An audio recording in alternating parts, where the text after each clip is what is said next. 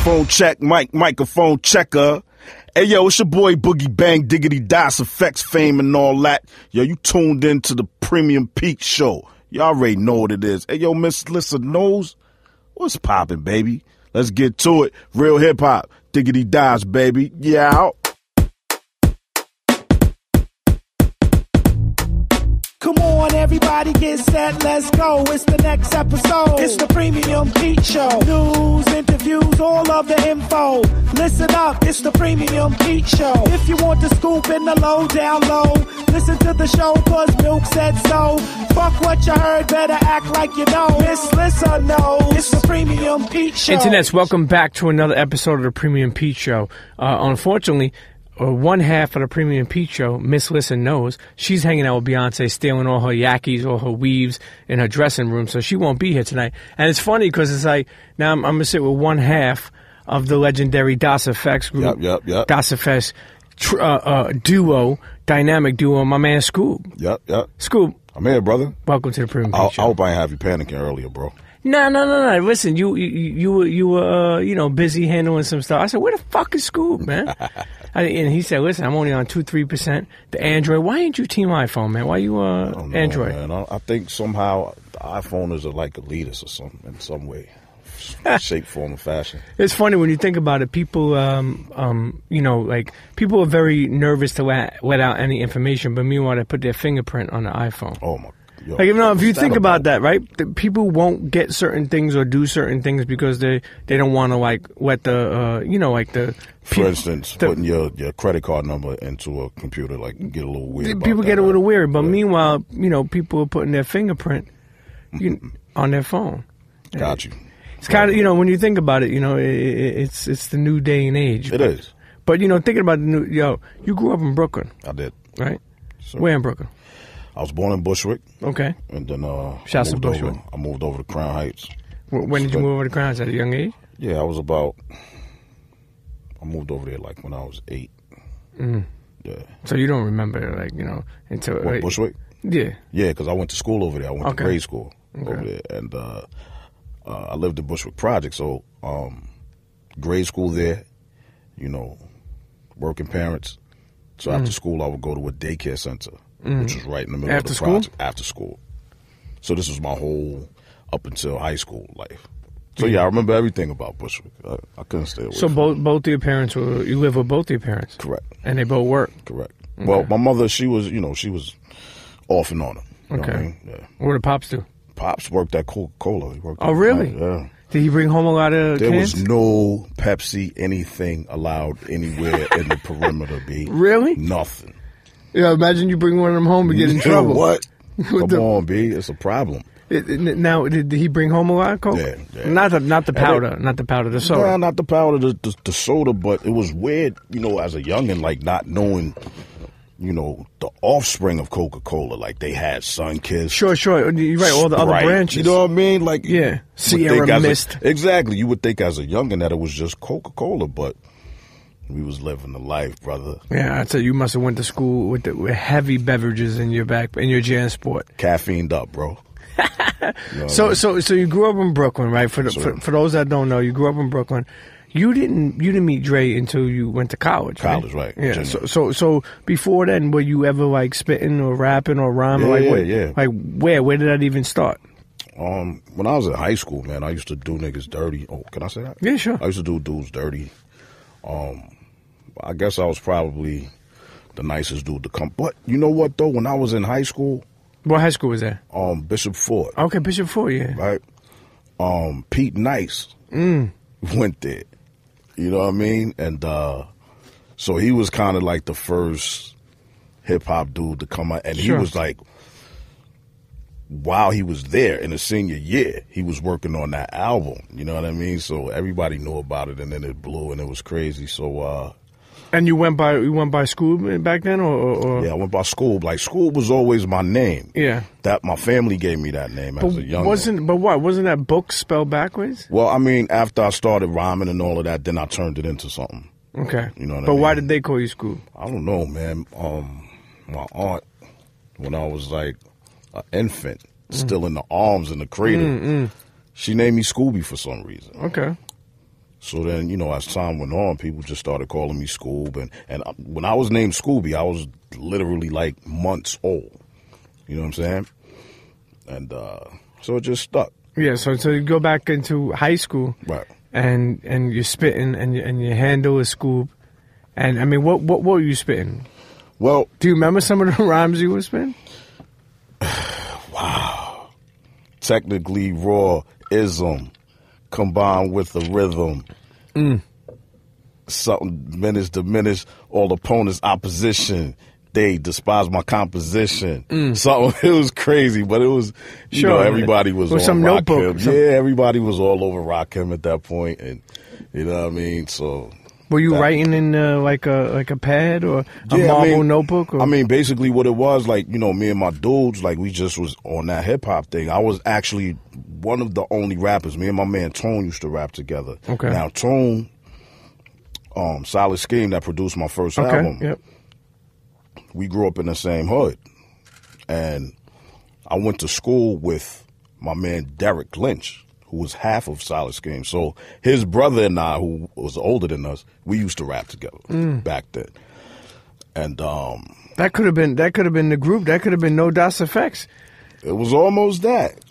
Like, we were actually, you know, moving forward with trying to make this happen. But then when I went away to school, but how did you even go? Well, you went to Virginia State? Yeah. How did you get a scholarship? Or? Nah, my pops threatened me, man, and he was real serious about education. You know what I'm saying? And Virginia State was one of the few schools that accepted me. You know what I'm saying? So it was either go to that school or deal with like a community college like a BMCC or Kingsborough. Yeah, exactly. Was Kingsborough around? Well, Derek went to Kingsborough. Okay. You know what I'm saying? From Solid Scheme. All of them dudes, they went out there. But I was trying to get out of the state, bro. Like, I didn't really want to go. Yeah, I tell you, that's something that I talk about all the time because I didn't do that. Right. And that's why I try to push my daughter. She's going to be a senior next year. And I try to push her like, yo, get off the block. Yeah. There's so much more than Brooklyn. Yeah. You know what I mean? Like I wish, honestly, when I look back at it, I wish I would have went away to college. Right. You know, I stayed around because I'll be honest with you, I was one of those neighborhood kids where I thought I was going to miss something if I left. Right. Got you. And I wasn't missing shit. I wanted missing myself. Right. Because, you know, and you think, that's the thing, too. Like, when I speak to a lot of older cats that grew up in neighborhoods that, you know, I grew up in Coney Island. Okay. And then I moved on over to, like, you know, I was all over, everywhere from Dyker Heights to Mill Basin to Bensonhurst. Like, got you. when I became a teenager. But the point I'm making is, like, when you get older, you realize nobody's hanging out no more. Right. Fuck you worried about the neighborhood for. Like, the neighborhood, like, that's the thing. Like, I wish I would have worried about myself more at a younger age. Right. I mean, we all look back and see things we could have done better. Yeah. Or differently. Sure. You know what I mean? But it's just what it was, man. And you know, it was a lot of ups and downs in Virginia, man. Like, I wasn't we weren't the most studious people in the world, the crew that I hung out with. Sure. You know what I'm saying? And must have smelled hell weed in that motherfucking dorm. Yeah, it was. So you met Dre the first year? Yeah, we met the first year. Like, how'd you meet him? We lived in the same dorm. Okay. And like, my man that came from Brooklyn with me, he knew one of Dre's people. And it was just like, you know, down there, like, we would just click up and go to different places and different events and all that. So it was a few schools in the area that we was in, like, within maybe a 20-mile radius. You know what I'm saying? There was a bunch of different schools. So there was a school that was having like a little party or whatever. So it was a bunch of us that went up there to the party, whatever, went up there. Like a Friday night thing? Friday, Saturday, one of the two. You know what I mean? We out there getting bent. Just going to the parties, go checking for their chicks over there and all that. You know what I'm saying? But did Dre know you spit? He didn't at that time. But once we got to that party. So you get to the party. It was weird. Now we in the party and Dre's with his peoples. I'm with my peoples, but then again, we have one person in common. Okay. So I'm over here with my people. Dre's over there. And Dre is rhyming to whatever's on. Well, I don't see him. And I'm over here rhyming to whatever's on. So my man is like, yo, come here, and introduced us. And then we started rhyming together. I'm like, oh, the boy got some bars and all that. So going back and forth. Correct. So that's how we met. Was it instrumental playing? It was, boom, dun, dun, dun, dun, to be real. Remember that joint? Yeah. That. Crazy, going in, bars. Bars. Yeah. You know? Yeah, so that's how we met. We met over rap. You know what I'm saying? I mean, listen, sometimes some things are destined to be. Yeah, and that type of shit sounds exactly like it. So at that place, that's not what... Now, obviously, for people who don't know, EPMD spotted y'all out. Correct. Not at that joint, No. That was when me and Dre first met. Okay, so that's the first time that you and Dre just met. Right. How did it progress after that? Did y'all get in the studio? Y'all talk about making like any type of music, or EPMD came in before you even tried to do anything? Nah. What happened was, like, we just became cool, and it was just all of us, just everybody that was there was just one big clique, and you know, it was just what it was. But you know, me and Dre just started writing together, right? And again, like I said, you know, Solid Scheme that produced the first album, sure. Well, the majority of it, they was back home cooking up beats. You know what I mean? So it was just a thing to where I was like, yo, Dre, listen, my people back home, they got beats and all that. Let's go up top, see what it is. So when they met Dre, they was automatically sold. So that kind of gave them inspiration to really kind of go harder with the beats. You know what I mean? And when you came back, where'd you go to, like their studio? Nah, what it is was like Chris, God rest his dead, who's the other half of Solid Scheme. Like we used to do it at his crib. He lived on Union and Kingston. Okay.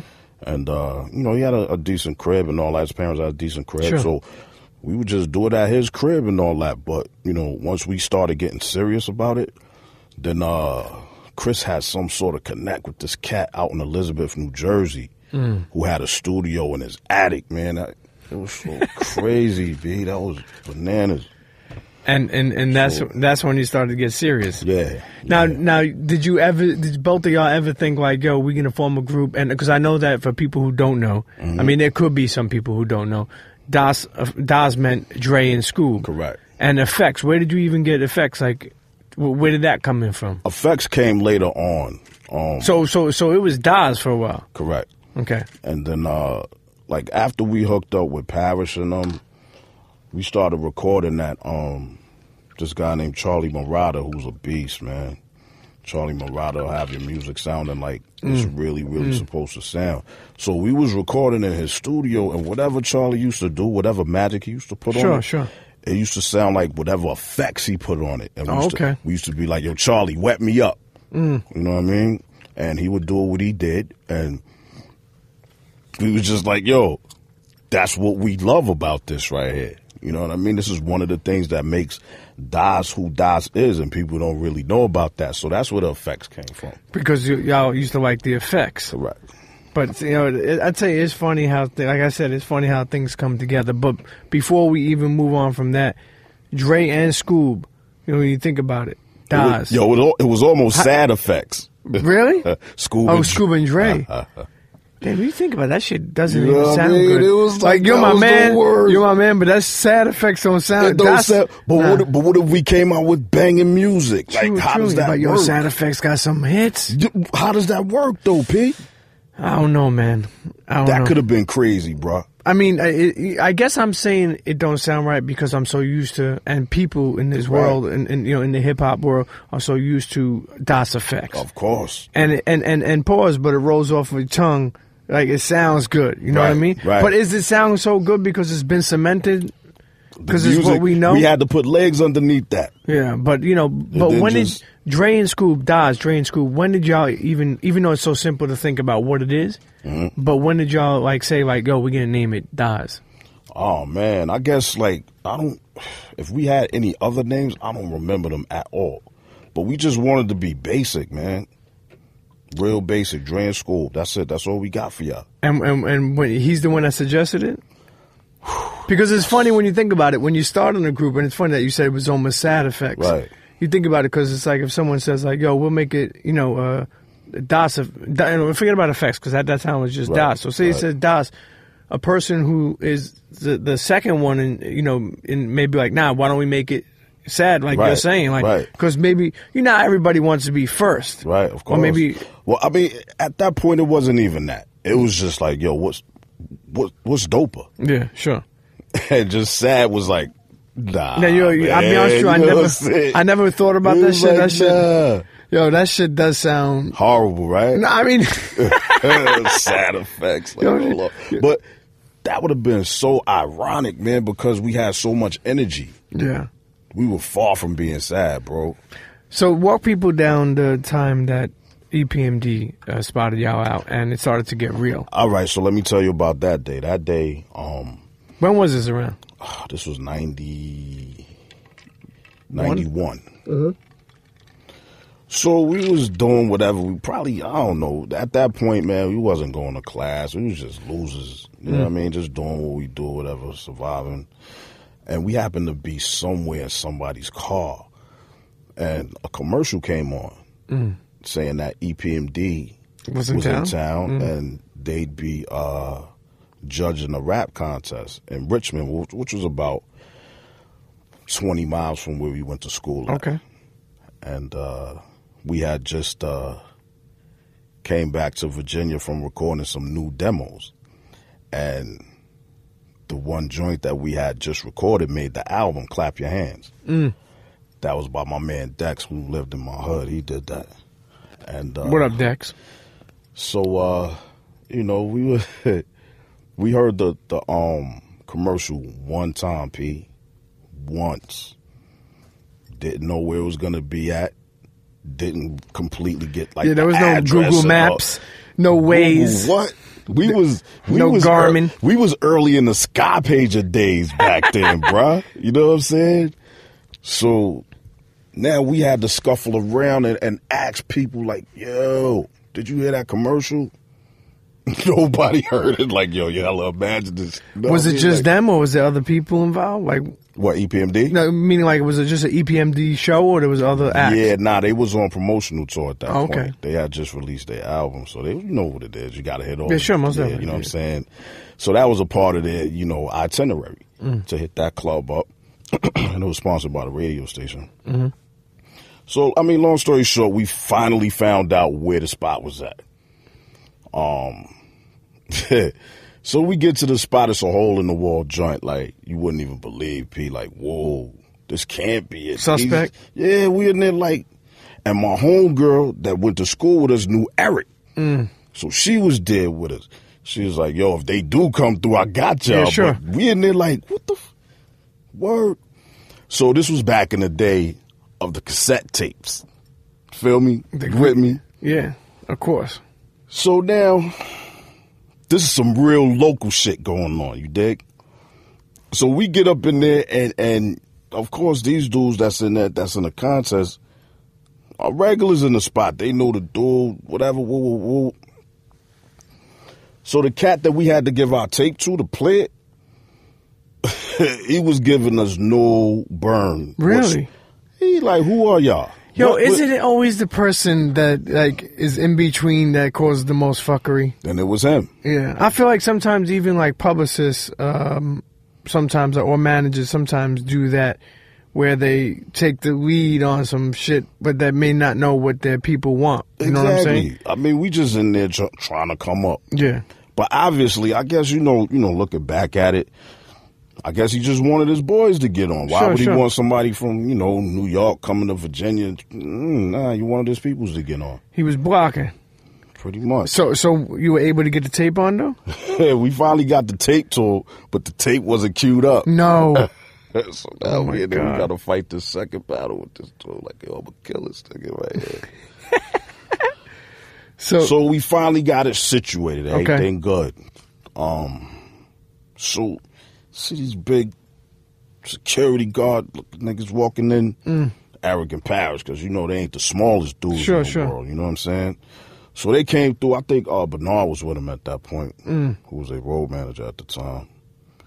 And they was there, and they got on stage and all that. We like, all right, cool, we good. At least we gonna be able to do what we do. So basically what it was a contest whereas they would judge you, 1 being the worst, 10 being the best, 1 through 10. So, the groups was going on, whatever, woo, club was giving responses and all that. So they waited till everybody went, right? Boom, start judging. And there was these twins in there, man, from Richmond, hometown dudes. Everybody loved them. I mean, were they good? I don't even remember, man, but I wasn't even concerned about that at that point. You know what you I'm saying? You were focused, you know man, that? Listen, so I do remember them dudes getting like high numbers, like 8s, 9s. I'm like, oh, nothing. And it was $100 cash prize too. Really? So we wanted that bread as well. Yeah, sure. Even if that we didn't get money. these dudes to talk about it, bro. Yeah. Let's get that $100. So when they called our name, Eric and them started putting up 11s and 12s and shit. Like, really? Oh. Yeah. What were y'all spitting? We did Clap Your Hands. Oh, really? Yeah, we had it was fresh off the presses, bro. Damn. Fresh.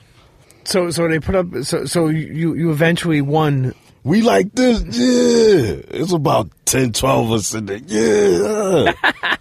So then it was like, and the winner is the Twins. No. You sons of... What? And they got the 100?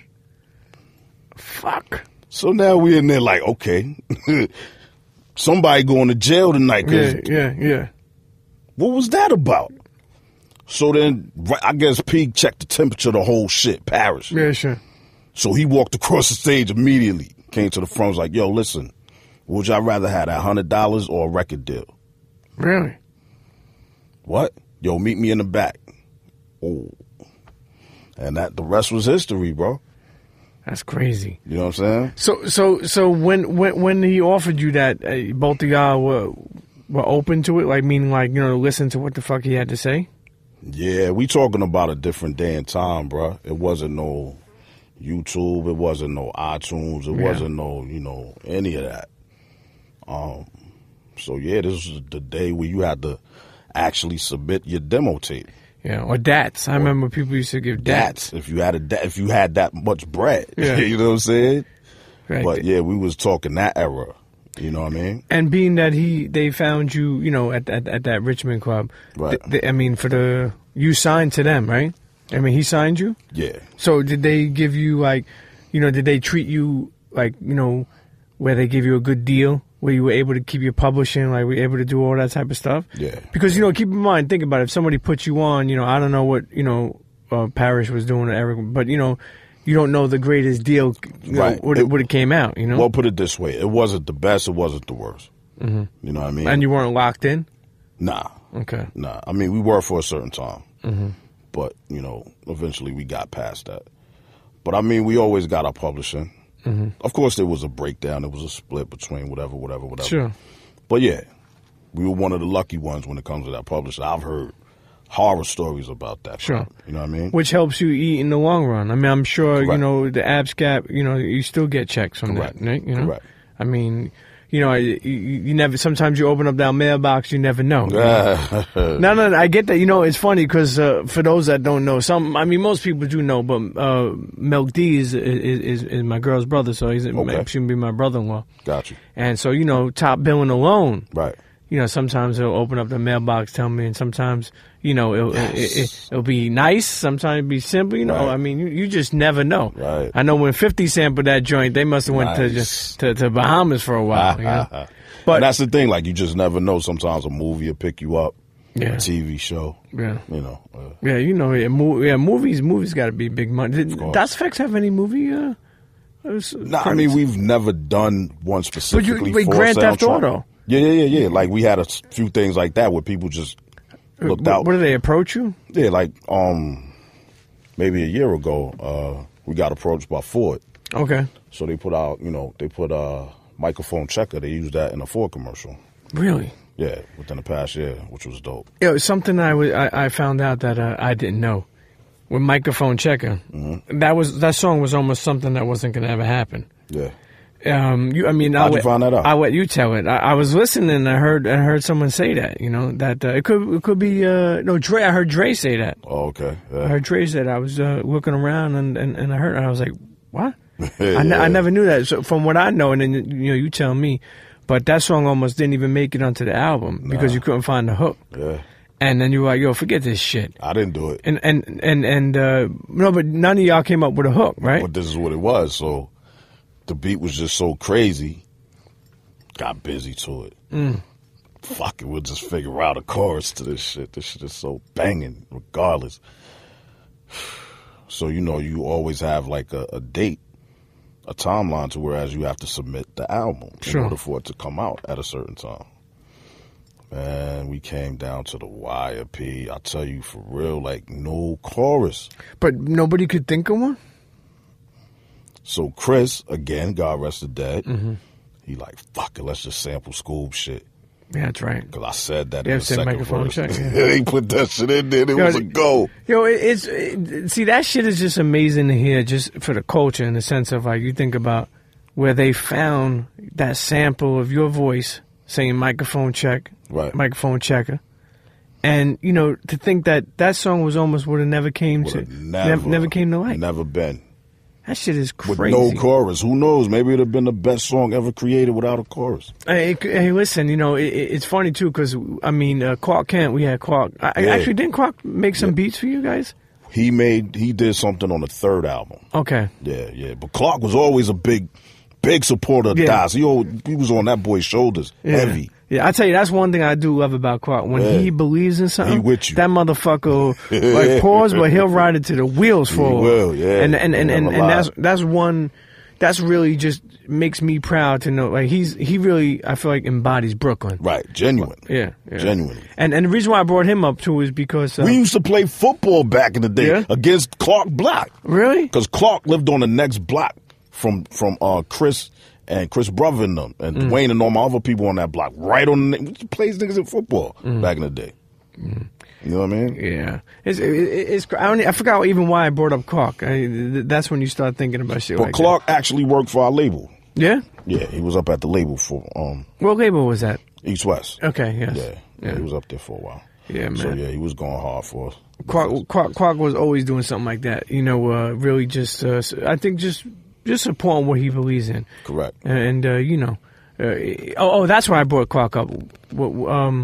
He put Big and Jay together for Brooklyn's Finest. Correct. And they had no hook, and they told him to figure it out. And he wanted that's him on the hook. You know, Jay-Z and Biggie Smalls going, you know, make you shit your drawers. That's him on there. You know, and just hitting a different type of Flatbush, like like just doing little ad libs, but. And then when they found out, they're like, what the fuck, why are you on there? And he's like, we couldn't find no hook. You told me to figure something out. Figure it out. And, you think about it, like, that shit sounds so normal to us. Yeah, exactly. Brooklyn's Finest is Brooklyn's Finest. I'm pretty sure I got a couple gray hairs up here behind that microphone checking shit, like, word. Yeah, it's fun. It's funny when you think of shit like that. But, let's move even forward than that. So, EPMD signs you, right? Correct.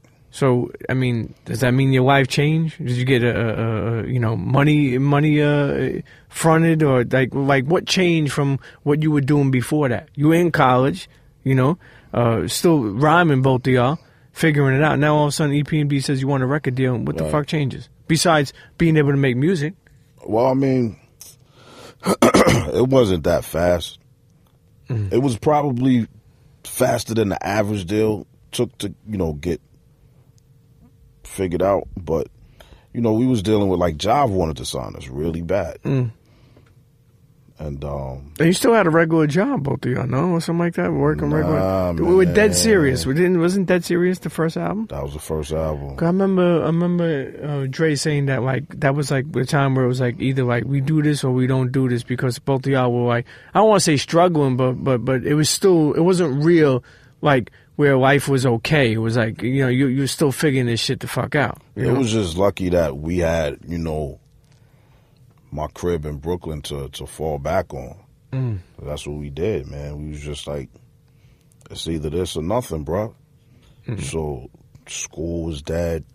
We wasn't working, broke, doing whatever we had to do to get money. Sure. You know what I'm saying? Dre left Jersey, came to Brooklyn, stayed in Brooklyn. He grew up in Teaneck, right? Teaneck, correct. Yeah. So he left from out there and stayed in Brooklyn. I mean, it was way, it made more sense. Yeah.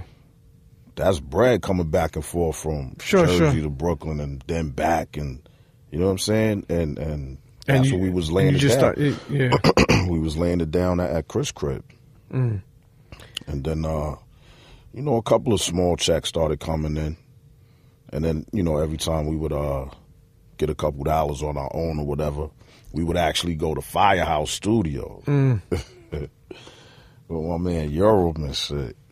It's so funny, man. The SSL that we worked on at Firehouse Studios. I don't know if you're familiar with that studio. Yeah, no, I heard of it. But yeah, it was downtown Brooklyn. Actually, Light and Milk and all of them used to work out there too. Yeah, they was the first people to really blow Firehouse up, and then we came through. But somebody in Europe, I forget exactly where it was. Somebody, Europe sold his SSL to somebody in Europe, and that's their claim to fame. Das recorded on this. Really? You know what I'm saying? Yeah. So the big board is out in Europe right now. So you got some checks coming in. Yeah, you know what I'm saying? You need couple checks. You need them. I'm telling you, motherfucking checks. You know. Yeah, man. So when did things? I mean, on that album, They Want Effects, right? Correct. Which I claim. I tell people all the time. They Want Effects taught me where the fuck my hip bone was connected to. Like I didn't even know certain things were connected to that shit. But when you look back, internet, if you never ever fucking seen, like, if you were young and listening and want to learn, let me tell you something. Go on YouTube and even just put in They Want Effects live. I don't know where the fuck you were at. I was showing my man Chris, our photographer, this live joint of y'all. The crowd was so fucking, like, I don't even know, like, crowd was crazy big. And They Want Effects, I mean, they knew word for word, man. Right, yeah. I mean, this is back in the day. I think you were wearing like a blue button-up, both of y'all, like a blue. I know you're talking about. That was, I forget the name of the beach. It was a beach in Jersey. It was 100,000 people out there. It was packed. Yeah, it was. And they were going crazy. And you know when that beat dropped, man, They Want Effects. Yeah. Who made that beat? Oh, man. That was... Okay, this is the way it went. My man that I went to college with, he put me on to, like, him and his boy was making beats. Like, they actually went on to become big producers and stuff. But his man was messing with a loop, with a break beat, which was James Brown. Okay. That sample came from James. And he sent us that loop. But it was looped, like, at that time, I didn't know that Lord Finesse had used it. Like, it didn't plug into me that he had used that. So he sent it, I think, similar to the way Finesse used it. You know what I'm saying? And I was like, yo, Kev, nah, man. Cut it right here. Just loop this part. That's all we want to rhyme over. We don't want to rhyme over the rest of that. So it was kind of like we both but they got the recognition for it. Sure. But which was cool. But so we worked on it together, man. It was I mean, that beat is so fucking stanky, man. When you think about it, you know what I mean. And just like, how does even the lyrics come up? Like, you know. Well, let me give you a jewel on that too. Go ahead. Just playing with it, you probably would never figure it out, but. We put Buffy in there. Buffy from the Fat Boys. Okay, yeah. He's in there. But that was just to give it like a little bit more. So I don't know. If you listen to it, you might hear it. You might catch it. But yeah, it's a lot going on in that track. But yeah, the lyrics, man. I don't know, man. I guess that came from that. These was like drinking 40 days. Yeah. You know what I mean? Oh, English? The OE was popping. What about the weed had a lot of seeds in it, though? OE and a lot of branches at that time, man. I was breaking my shit up on the AOL CDs, man. You know, like.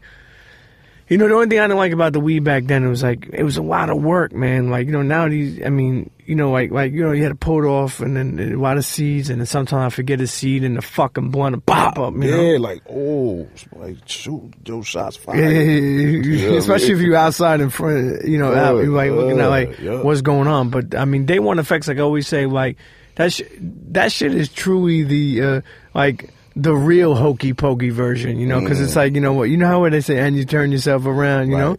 Nah, that shit was the official joint.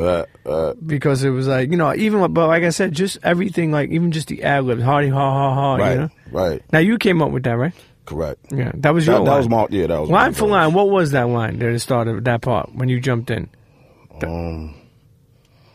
Drats and double drats, the smiggity smack, some wigs, kids.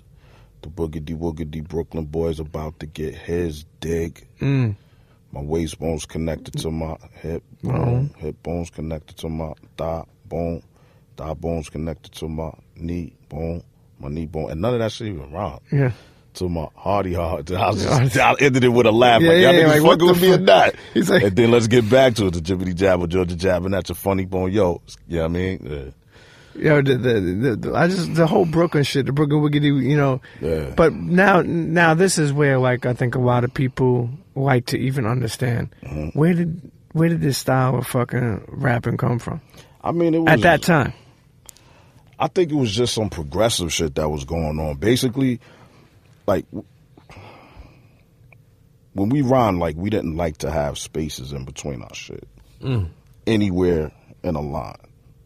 So we had to figure out how to do that. It ain't that many words in the dictionary, bro. That's going to make sense up in there so that there are no spaces. Now, who's the genius that came up with some Iggity and all the other crap we used to do? I can't put a finger on that. But whenever and however it happened, we just built off of that. Just kept it moving, kept going with it. Because, like, a lot of people... I mean, I guess that's part of, you know, the press. Like, they had a story to put together and, you know, biographies and all of that. But you could listen to a couple of records on there. Like Dre, he didn't say, I don't think he said one Iggity and Lucy's. Dum Dums, I don't know if there were too many Iggities in there. Just Some Men, I don't think there were too, but, you know, those are songs that people really, you know, were drawn to. But, yeah, you know, we got...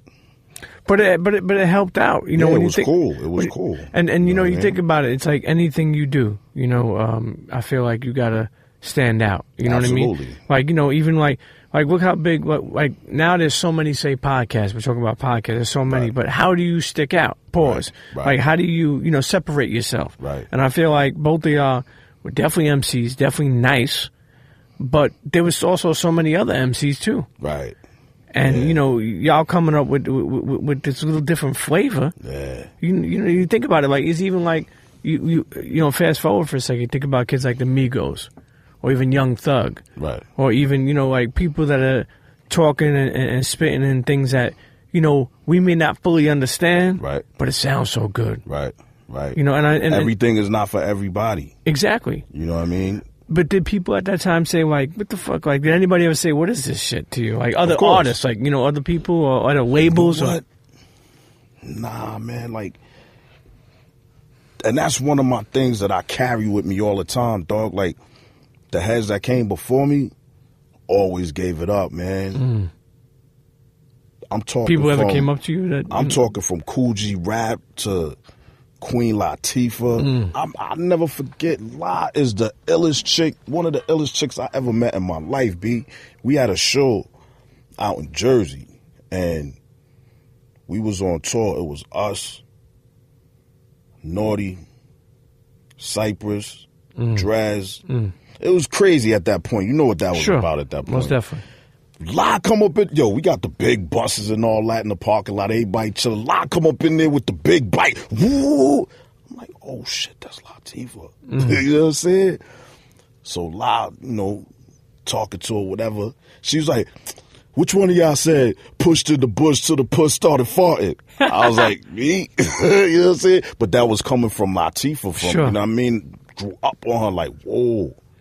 You know what I mean? So the respect level from those that came before us was always on point. Yeah. Always, bro. I feel like, you know, Latifah is definitely one of those people that uplift and, you know, like, definitely like she's like another Clark. Absolutely, I agree. And we don't have that much, you know, people like that anymore. More people hate. More people won't say nothing. Right. Like, people will be like, they may say to their man, like, yo, Das EFX is, you know, they're cool and stuff like that. But they won't ever say that to you. It's a different time and place, man. It's a lot going on, and, you know, it's different, bro. But, you know, to each his own. Yeah, well, I tell you, I mean, look at it like the young boys is out there getting theirs now, which is great. Yeah. And, you know, I just hope that, you know, they'd be fortunate enough, you know, we celebrate our 25th next year. That's crazy. You know what I'm saying? So hopefully these young boys will be fortunate. Longevity. Yeah, I think that's something that people don't focus on. Forget about only hip hop. Right. In general life, people don't focus on longevity. Correct. You know, and I get it sometimes because it's like kind of like, for me growing up too, and I use myself as an example because when I'm talking about something, I for a long time didn't, you know, prepare for the future because I lived in the moment. Right. You know, like it's kind of hard to tell somebody like, let me buy, like I'll give you an example. Stocks, right? I'm never liked stocks because it was like, yo, I'm gonna put this money and I'm gonna put it away, and if it did double, like say you buy a stock for like $10 and it went to $60, right? But you only bought 20, right. So if you made $50 you only made $1,000, right? In my mind, I was like, what are you gonna do? You're gonna fucking retire with that? But the thing is, you got to start somewhere, and I think that, you know, sometimes people don't prepare for, you know, the future, man, and think about longevity, and that's why you'll see a one and done, or somebody coming hot for 2 years and then they're out. Right. You know, it's hard. You know, that's one thing I think that the older generation of hip hop and the newer generation need to mesh more. But there's a lot to learn from the older generation if they're open-minded, right? Because there's so much longevity. Look how long Public Enemy, Chuck D's still out there. Still. DMC, you know, they're still out there. Right. You look at Das EFX, 25 years. Right. I mean, look how many. I mean, we can keep on going on. Drez is still out there. Right. Pete Rock is still out there. And I think that had a lot to do with just being original. Yeah. You know, and being authentic. We can't. Yeah, that's the thing too. Like, and this is all before social media. Right. This ain't like, you know, y'all didn't get, you know, when you were wearing, and that's another thing because I feel like Das EFX never. This is the only time I'm seeing you now, but I feel like Das with shorts on. I feel like Das EFX always wore winter clothes.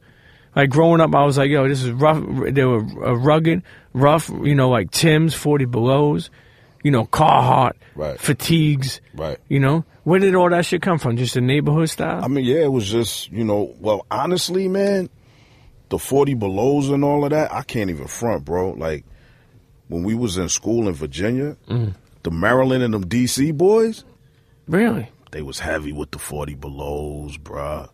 Like this cat that he lived in my dorm. He the wildest cat. God rest his dead. He got murdered, but he was the wildest cat from D.C. that you ever want to know. And, yeah, them boys was heavy with the 40 Belows, B. Yeah. And, you know. But Brooklyn, we were wearing them too. Yeah. I remember when I was in John Dewey High School for 2 years. I'm not sure if you know where John Dewey is, right by the Marlboro Projects, man. Yeah. Like, yo, we used to hang out outside. This is how bad I was in high school. One whole year, I just hung out outside. I mean, it was so popping, man. There's so many girls. We used to hang out outside, 40 Belows. Starter jackets, Carhartts. Right. Triple Fat Goose. Yeah. I had the leather Triple Fat Goose with the fur on the collar. Already, yeah. I mean, the Triple Fat Goose sign was on the pocket, the tag, man. You know, the shit was, yeah, with the 40 Belows, man, and but I mean, but keep in mind too, you know, it's just the organic, authentic, rough, rugged look. I mean, y'all knew that you were doing that when you were doing that, right? Yeah. I mean, not to the extent that it went to. But you know what? Because this shit traveled worldwide, bro. Sure. But it spoke to what y'all doing because it was almost like underground. Even though you know the success that you guys seen was more than underground, right? But that was like the raw, organic, you know, style of Das EFX. And that's the thing; it was organic. Again, you was outside of Dewey. Yeah. So when you see us on TV, you like, oh, I got the same shit in my closet. Yeah. But then when you take that to Georgia, when you take that to California, when you take that to Wisconsin, it's like, oh. Yeah. You know what I mean? What the hell's going on here? We've never seen anything like this before. I think at that time, and not to, no disrespect to nobody, but I think like a lot of artists was like wearing like cross colors and stuff that at that point. You know what I'm saying? So then when we came through with like the rugged, what everybody in the hood was really wearing. Yeah. You know what I mean? It was a little bit different. Imagine Marty McFly was alive to go back into the future and come back with some things that were going on now. Imagine Das EFX will see somebody come in wearing a dress, you know? Wow. I mean, it's just a different time and day, yeah, you know? Man, a lot of people, like, think about how baggy our clothes were. Yo, I dissed Rico Suave heavy on my album. Really? What? On East Coast? Ran into the dude, so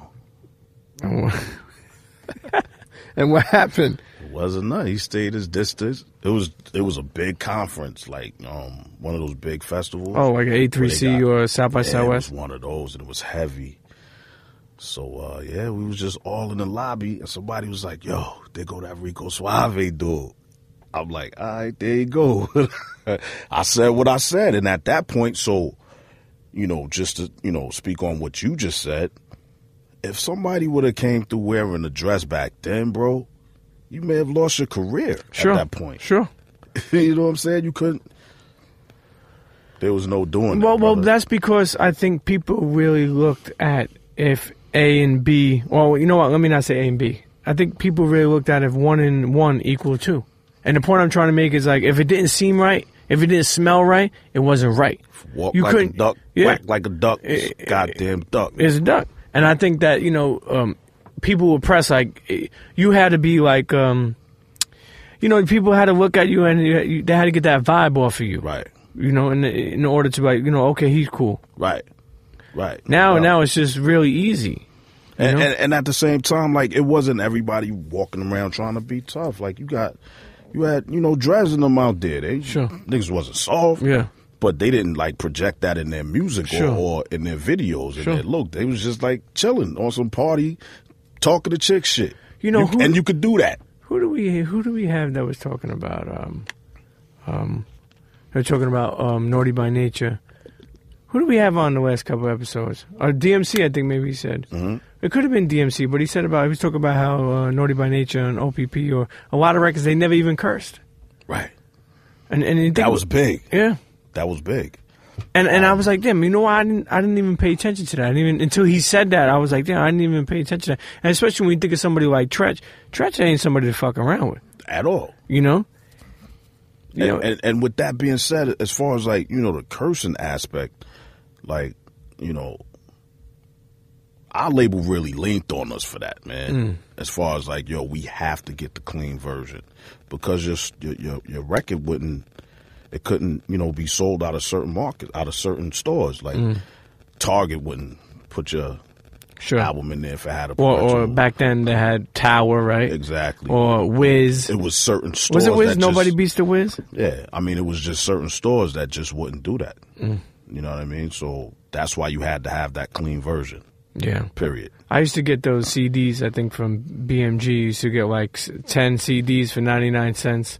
And then they would bill you again, and then that's when I would change the address. The okie doke. No, they used to send shit like that. I forgot what it was. I don't remember. It was some mail-in shit back in the day. But when you put out Dead Serious, right? I mean, did money start to come in? When did you start? Not to get into your pockets, but when did you like? Did y'all? When did y'all really start to say like, yo, this shit like making money?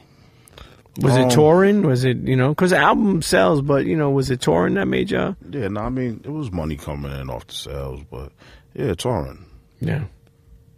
Definitely touring, man. Doing those shows, 2 shows a night. Screwing 2. Das Effects groupies? How were the Das Effects groupies? Did they take the diggity? Yeah, it was, we had our fair share. Yeah? Yeah, it was good. I mean, did they want that slanguage? You think about it, people. There's so many fucking stories about just back how We'll put it this way, bro. Like females wise, and like you had male groupies as well, which was crazy. That was the craziest shit to like get used to. But like we went from females our age to their moms coming to the shows with them.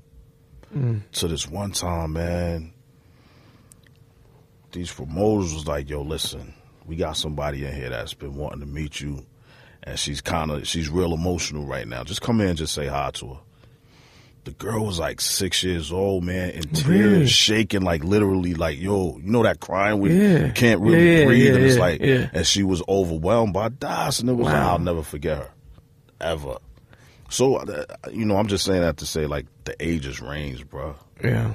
That should have opened your eyes, you know? Yeah, man. Like, whoa, what's happening there? I mean, it'll make you appreciate life even more. And I think it'll slow down how fast shit was moving. I should have slowed it down for a second. Of course. And that's why I tell people all the time, you need to appreciate, you know, even the small victories in life. Right. People want to wait till they get to the top of the mountain. You got to, I'm not saying stop and celebrate, but at least acknowledge your celebration. Absolutely. You know, and then when you get up there, because by the time you get up there, then you just be like, all right, what is this? And you'll never even enjoy yourself. Exactly. It's like almost like when people make all this money and never ever, you know, spend it or celebrate it with their family or friends. And sometimes you realize it's too late, man. Yeah, I mean, shit. You know, it sucks. It happens like that. But yo, before we take a break, I do want to go into, you know, growing up, you know, with the success of Don. You think about it, touring the world, going all over the world at a young age. How, because you were successful, I mean, how real was did you still see like racism going on all over the world? Yeah. Or because, like, is there any times you remember going into certain places? Yeah, I mean, Europe especially. Well, once you leave the States, bro, it's majority like, people, you know, aren't the same skin color as we are. So now you got to understand, we talked about it, like we came through with a different look. Sure. So I would think like, all right, let's say when you go to like Germany or wherever, like if you do see black people come through, they may come through because Africa, like, is not far. May come through with the African garb. Sure. Or they may come through with, you know, the little business attire or just regular, just street. We coming through with nasty dreads, smelling like weed. Halloween. Jeans sagging off our asses. Like, yo, these people are staring like we 40 in a belows. fishbowl. We in a fishbowl. You know what I'm saying? Like, so, I had this conversation not too long ago with a friend of mine from there. From Europe, and you know, I was telling the same story about like the little shit that we would go through with people like, yo, what the fuck are you looking at? You know what I mean? And it could have, what my friend told me was that maybe they were looking because they didn't know how to approach you. It wasn't you like think you were scared? Not so much scared, but they've never seen anything fucking like that before. You know what I mean? And it wasn't so much of trying to disrespect you, but just not knowing how to approach you. Sure. You know what I mean? But as a 22, 23-year-old, high as hell, getting off the plane, probably had a couple of drinks, running into that shit, I didn't understand that. Yeah. That right there, what, you know, my peoples told me, like, that never registered to me. I would have never even thought that at that age. Yeah. You know what I mean? I was always told, let's say, you know, if somebody was handicapped, don't stare. Yeah. You know what I mean? Yeah, me too. Yeah, I try my hardest not to stare like when I see something like that. I actually always like do the sign of cross when I see somebody with a disability. Exactly. Like. So it's that sort of thing. Like, you know, we weren't disabled or nothing like that, but people were staring like we really had like an extra limb hanging off of us. You know what I mean? I say that. The reason why I asked you that for is because I feel, you know, Lil Wayne was saying. I think he was on like I don't even know if it's First Take or called Undisputed now with what's his name, Skip Bayless. Right. But they were talking about racism and just, you know, everything going on in the world today, and he was like saying that he's really never witnessed that. And I don't know if it's because he's been so successful or had so much money or just it hasn't been in those. I don't know how, but you know, you say to yourself like it's funny because it's like people think only because people have money. That, you know, that they don't see that. I'm sure y'all been through some cities or places where it didn't matter who you were. You like, yo, this is some fucking fucked up shit, or the way somebody was acting. Let's talk Canada. Yeah. Not to say that, you know, Canadians are racist, but when you get to that border, your shit better be correct, brother. Paperwork. Because a lot of us, you know, a lot of my dudes, including myself, you know, when we went to Canada, we had, you know, marks on our records. And that's the first thing they look for in Canada. Regardless, they don't give a fuck about how many records you sold, none of that. What did you do in 1987? What happened? Nothing happened. I'm going to ask you again, sir. Like, a few of my people got turned around, couldn't even go into Canada. So I don't know if that's racism I don't know if that's just trying to control, whatever they trying to control up there as far as, like, the criminal aspect of it. But that Canadian border is some shit, brother. Yeah. Yeah. And a lot of times, like, for the most part, I would say 80% of the borders that we went through were, like, nervous. A little shaky going through there. Certain places, whatever. But I mean, profiling too. Of course. Profiling absolutely. too. Like, these, I mean, and especially too, think about it, people portraying weed as more than what it was back then. Like, I remember getting pulled over, the car smelled like hell of weed. They ransacked that whole fucking car. Right. Searching for, and here's the craziest thing, searching for 2 bags of weed. Right. 2 nickel bags. That's all I got, bro. And yo, we got at that time, and think about it, we got arrested at that time and day, back in the day, for 2 nickel bags of weed. Yeah. Went through the system and everything. Yeah, they gonna run you at that point, yeah. And whoever's in the car. Yep. But anyway, you know what? Let's take a break, and then we're gonna come back. We're sitting here with Skoob, one half of the legendary Das EFX. Miss Lissa's at Beyonce's concert. She's fucking hanging out with Miss Knowles. She's hanging out with Blue. I don't know about Jay. Maybe she's hanging out with Memphis. I wonder if Scratch is DJing tonight. Could be. They're at where are they? The Garden? I'm not sure. They're somewhere, but I don't think it's the Barclay. I was at the Barclay earlier. It ain't look too crazy out there. Nah, it couldn't be that. Yeah. It could be maybe, who knows where it is. But Internet, we'll be right back. Don't go nowhere. Cheer. Whoop! It's time for you to step it up. You need to promote. Build your brand. Elevate your business right here on the Premium Pete Show featuring Miss Lissa Knows. Email the Premium Pete Show at gmail.com for details. Suckadick@gmail.com. No. Internets, as we always tell you, make sure you subscribe to us on iTunes. Check us out on SoundCloud. Listen, follow the page on SoundCloud. Stay connected to the catalog. We're on Stitcher. Where else we're on?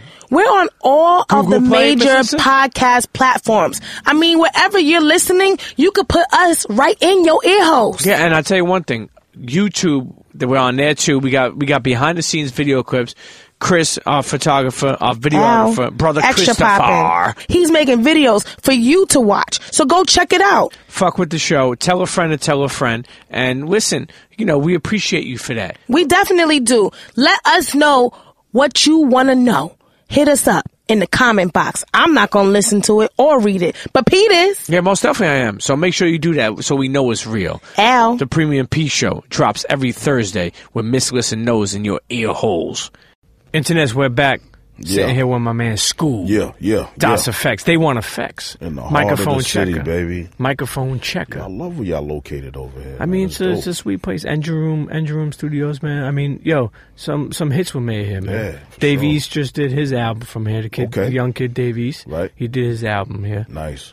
Trey's been here. 50 come here. Nice. I mean, it's just it's a great place. Yeah, for sure. I definitay fuck with right them. by the water, all of that. Nice. Fancy shit, You know what I'm saying? I like fancy sometimes. Yeah? I mean, what are you eating these days? Or what did you? What was success to you eating wise with Das EFX? Like, meaning on the road, or like lobster, was steak, was it? You know what I mean? Like, because I judge things by success. Like, meaning like, man, I'm gonna have a lobster tonight. And that's like success to me, or steak, or a certain, like a filet mignon, like that like scallops, wrapped with bacon, Got you. Like that's just me. For me, like, I was never big. All right, so we had a couple of instances on the road where we probably ate some stuff that we thought was something, but it wasn't that. You talk about people? Case in point, I don't think I've eaten a person before. I don't think. Feel me? But I will tell you this. So we went to this restaurant. We on the road. We starving.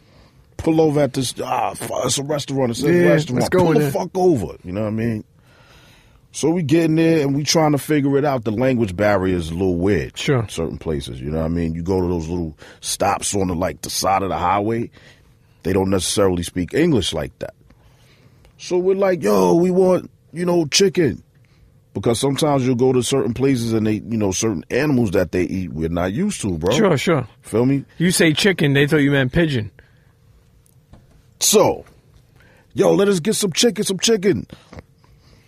Yo, B, this don't really look like chicken. So we get outside after it's over with, right? Like, yo, what you thought about that? I don't know, man. I swear to you, P. Look up on top of the building. It was like a pelican or some shit on top of the building. Like, yo, you know what I mean? Like, this is us here. Like, whoa. Oh, shit. Pelican Bay. So from then on, it was McDonald's. Yo, give me some French fries, B. Give me a fish sandwich and some French fries. So we never really... Yeah. I mean, sometimes when we knew it was cool, but that was just one of those moments where it was just like, man... Yeah, you'd be surprised. Plus, y'all busy. Y'all busy running and gunning, and when you're hungry, sometimes you just stop where you go. Like, I remember DMC was telling me like that, I think this was like 87. He said when he took his cut from a show, he had 90,000 cash. His cut. Right. He said, I said, yo, where did you go after that? He said, Burger King. Yeah. I've been right with him. Yeah, I was like, that's the shit that's legendary because, you know what I mean? Like, people, he said he had that shit in his pocket, cash, and he went right to Burger King.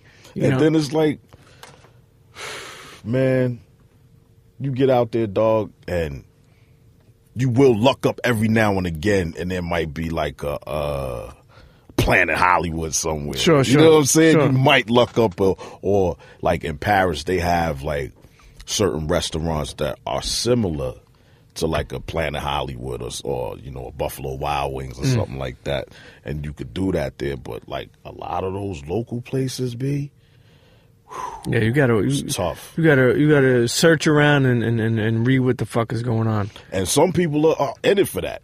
Yeah, they want to go out there and get accustomed to new foods and different cultures and all that. But bro, when I'm hungry, man. Sure. I ain't got time for that. Sure. Nah, I get it. Not to be disrespectful, but one of the spots that I did love was Italy.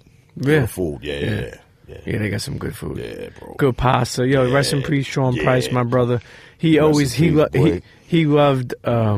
Italy, man. He loved going there for just all the galamad, the scallops, the pasta, the great dishes in Italy, man. It's a beautiful. I tell you, but you got to go there at least 2-3 weeks. And spend just chill time out. and just right. Just so you could really, really experience what's going on there. Right.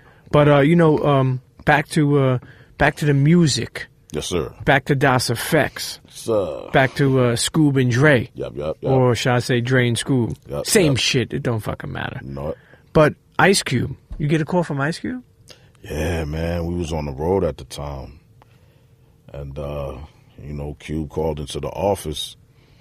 And, like, yo, where them boys at, man? I got this joint. I need them on. So we flew from off the road. Wait, so you stopped, you got off the tour? Nah, we didn't get off the tour, but it was just one of those nights like, yo, we just going to be in and out. Okay.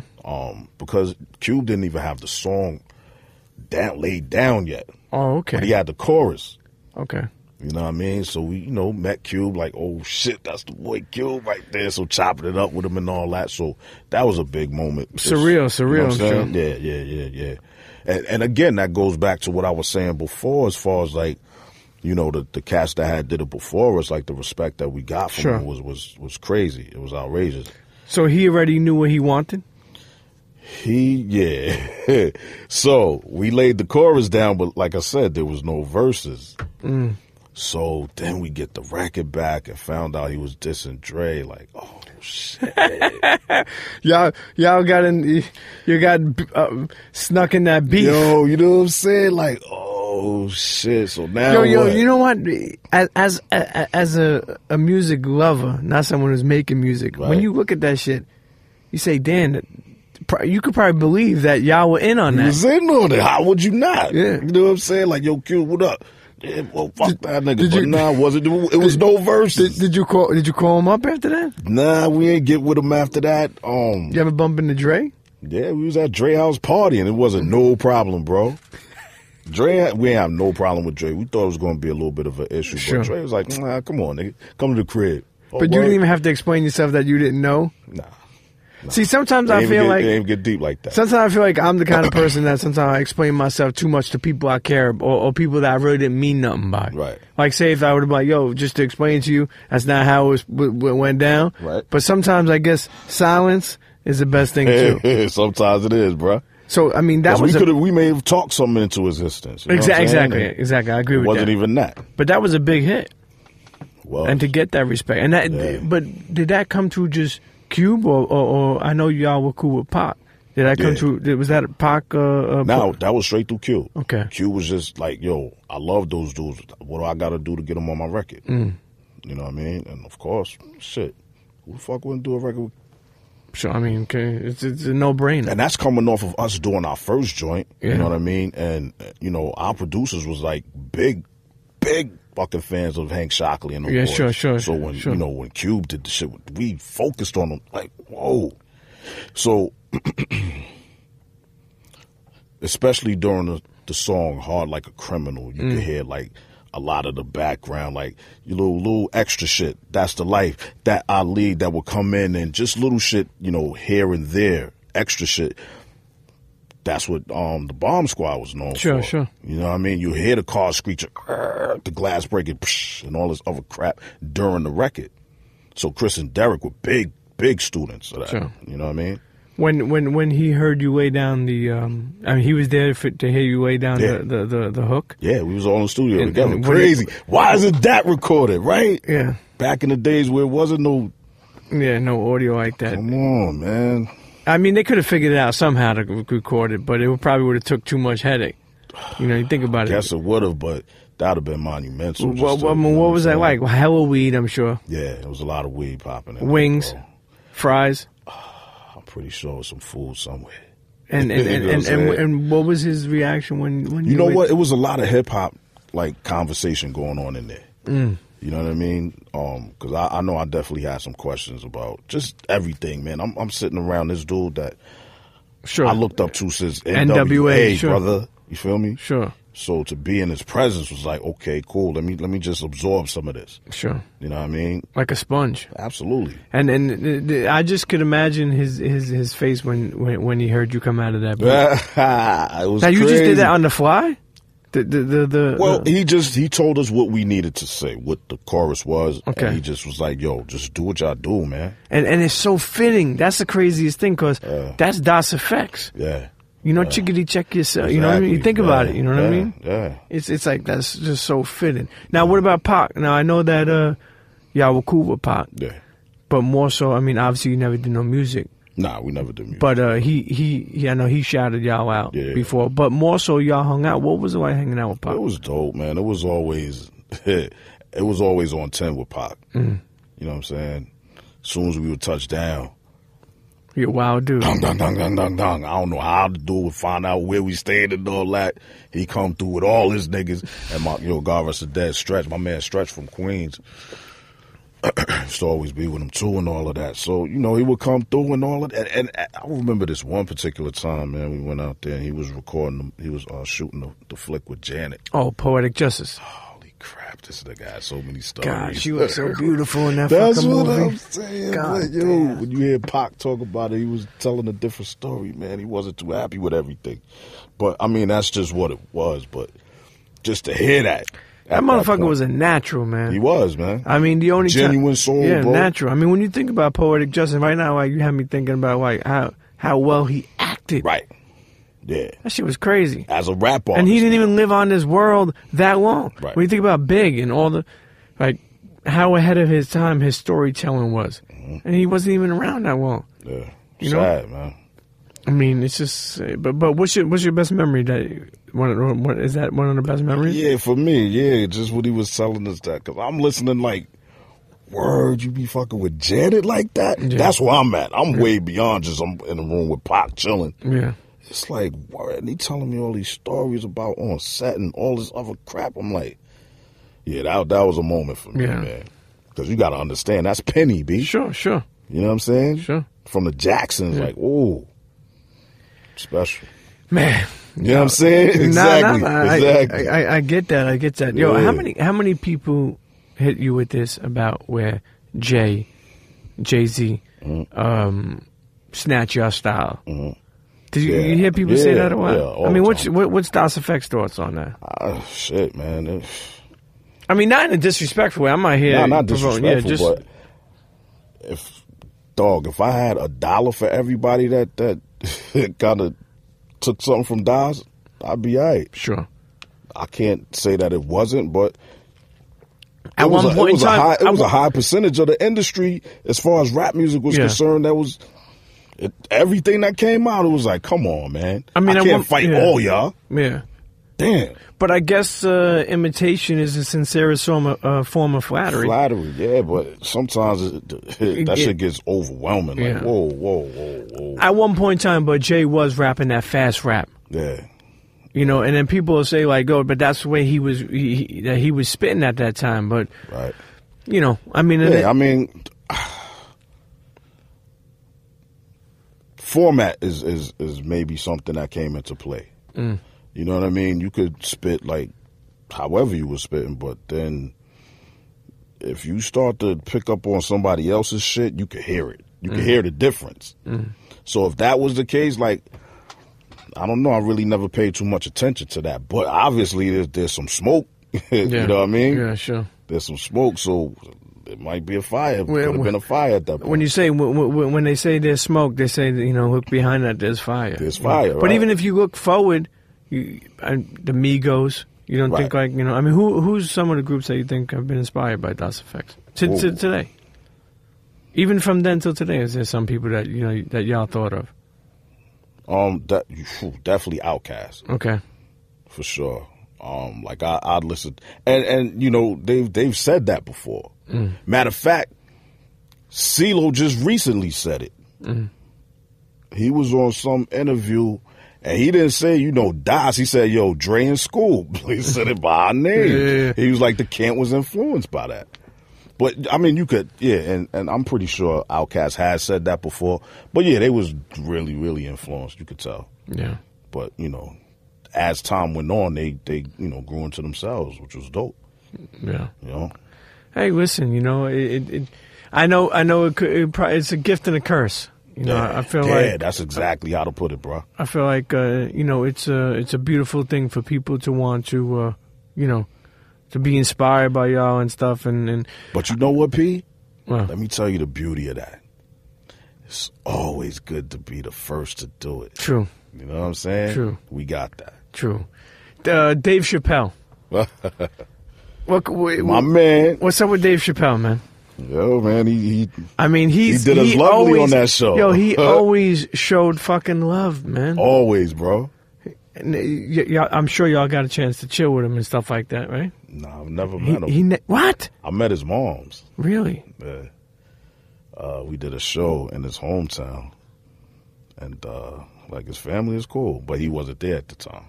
Yeah. And I know tons of comedians, you know what I mean? And just never ran in a day. That would be a weird moment. It's fun. It's funny because it's like you would think when someone has a show that big, Dave Chappelle, right? When he starts doing things that are in correlation of something, right? Usually, like the producer may reach out and say, "Yo, you know what would be a great idea? Right. Having them on." Right. You know? Right. I can't believe that never happened. You know what I think at that time? Honestly, a lot of people didn't know how to get in touch with us. Yeah. Well, straight from the sewer.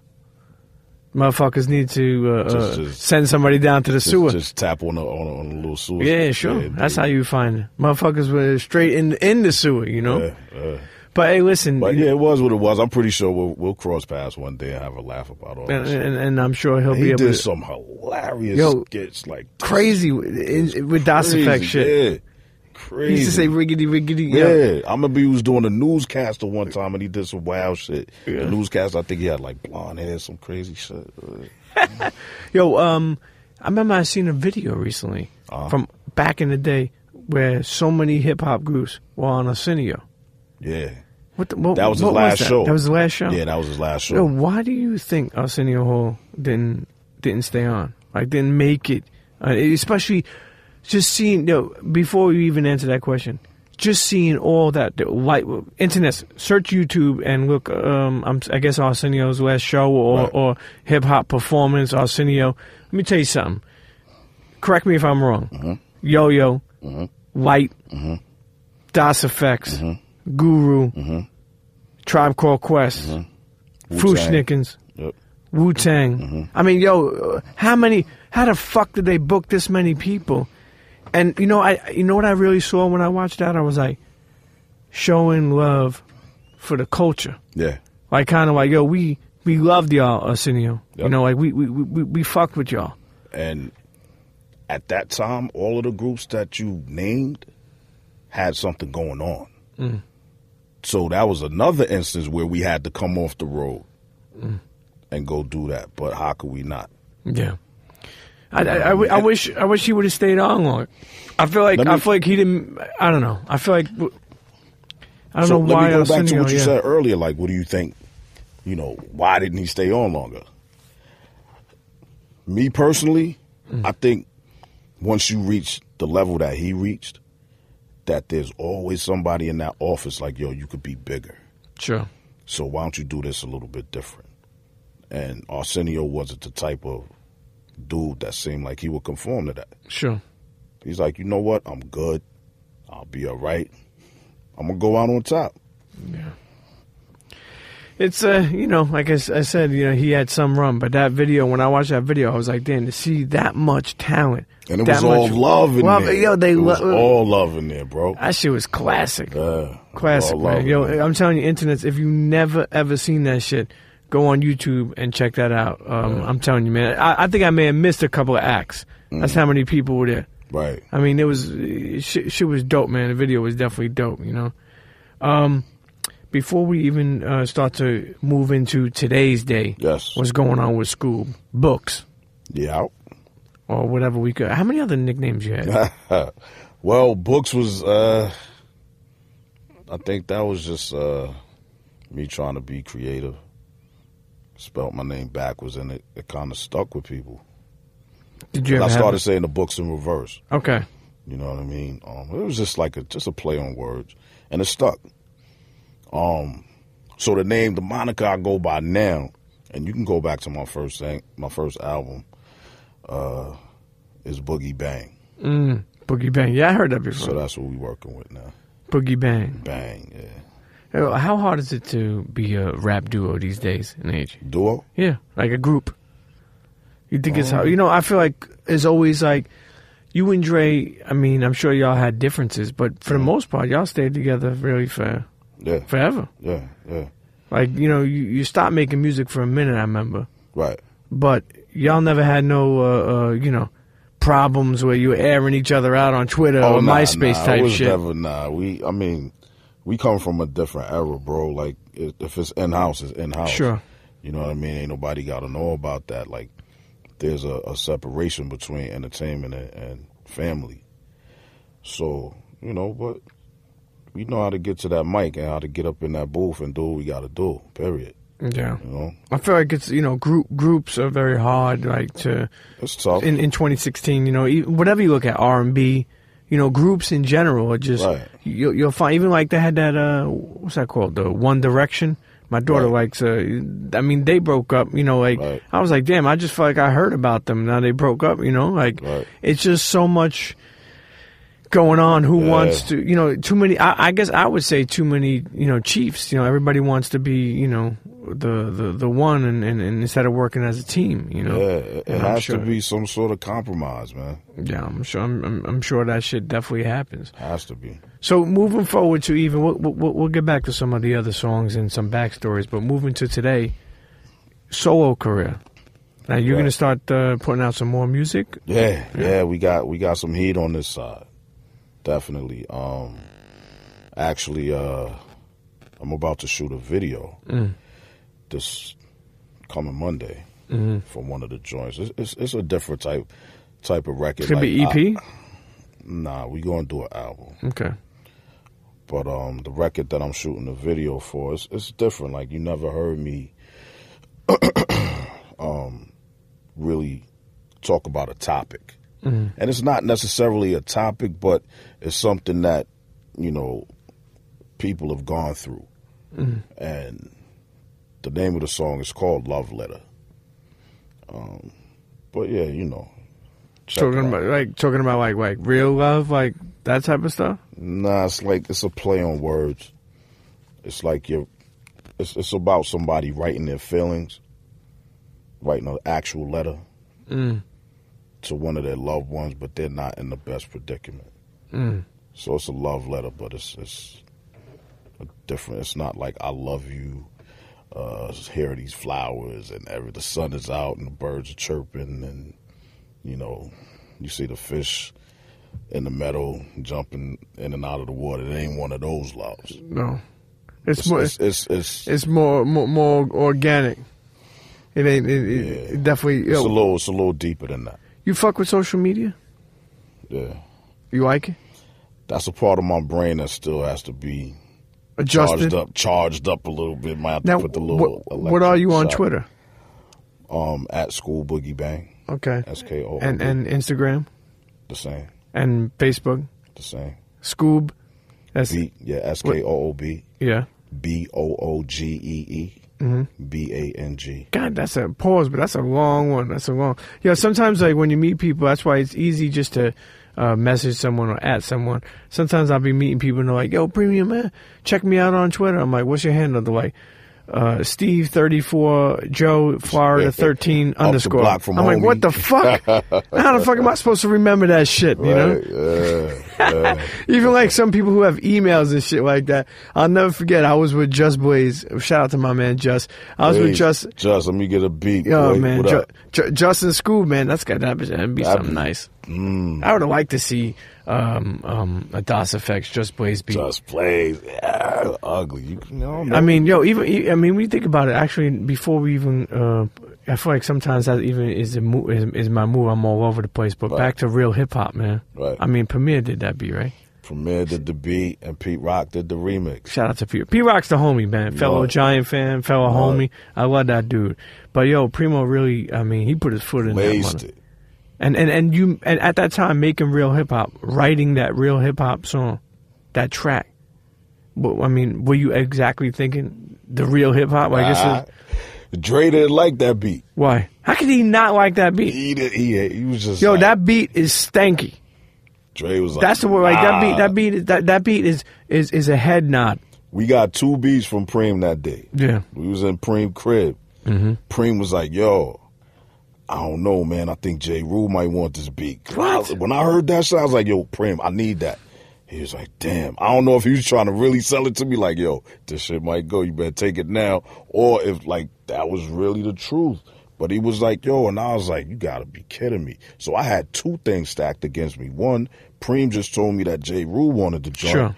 And Dre don't like it. I'm like, "Oh shit." So how did you get the beat, and then how did you convince Dre? I was like, "Yo, Dre, let's get 2 from this nigga. You pick another one." So Dre picked No Diggity, which is hard as hell. Yeah. That's a hard ass beat also, you know what I mean? So that's how that worked out. But so he did No Diggity in real hip hop. Right. Man, this is what I mean. What is your favorite track? On that album, or just in general? DOS Effects in general. Favorite track? Yeah. I mean, if you had to, it doesn't have to be. Or give me your favorite couple of tracks. I like If Only. If Only is one of my joints. Yep. The most successful one, money-wise and chart-wise, is They Want Effects? Yeah. What would be next? Mike Checker. Mike Checker. The one that had no hook and almost never came out. Yeah. Just a Man was dope. Yeah. Solid Scheme did the original, then Pete Rock did the remix. The remix was crazy. But my favorite album is the third one, Hold It Down. Because we had so many people on that album, man. Premier, Pete Rock, Easy Mo B. Yeah, goddamn. Clark Kent. It was bananas, B. Like, that lineup was just bananas at that point. You know what I mean? And I get that a lot. Like, people are like, "Yo, that's my favorite album right there." Especially overseas. Yeah. Well, like we were saying when we went to break, international, it's amazing how they'll know word for word. Right. Like, they'll support more than the people in the U.S. Right, absolutely. I feel like they don't get that rule. And I was saying, too, Mobb Deep, Onyx, DOS Effects. I feel like those are 3 groups. Rough, rugged, raw. y'all could tour forever, especially overseas. Yeah. Because one, you're organic. Right. The whole come up, the whole move, and two, authentic, man, or real people just being themselves. Right. And that's something that money can't buy these days no more. You can't put no amount of followers or amount of likes or amount of comments on somebody or a group or people who have created content so organic. Right. And we had the pleasure of being on tour with Onyx. We did the tour with Onyx. Yeah. And we did a record with Ma D. You know what I mean? What's it like being with Onyx on tour? Crazy as fuck. How did y'all not get arrested? Well, we don't tell anything that happens on the road, bro. Okay. You know what I mean? What happens on the road stays on the road. There at the end of the day. I can only imagine Onyx groupies. Yeah, we had a blast out there, bro. Yeah, we had a blast, man. Fun times. Fred and Stick, man, those are my people right there. And you think about it too, like we were saying, you literally traveled all over the world. Yeah. Literally. Yeah, blessed. I mean, and you just went to Africa last year, right? Yeah. First time ever. Crazy. Let me tell you a story about out there, right? So boom, I'm in the hotel. Well, it wasn't even a hotel. It was more like a B&B type thing. You know what I'm saying? Or Airbnb, that type of deal. So we were staying at the crib, like it was actually two sides to the joint. Like this side was a house and that side was Where a was house. this, Africa? This was Africa. So, and in between the houses was like a pool. You know what I'm saying? So I'm sitting out there one day at the pool, right?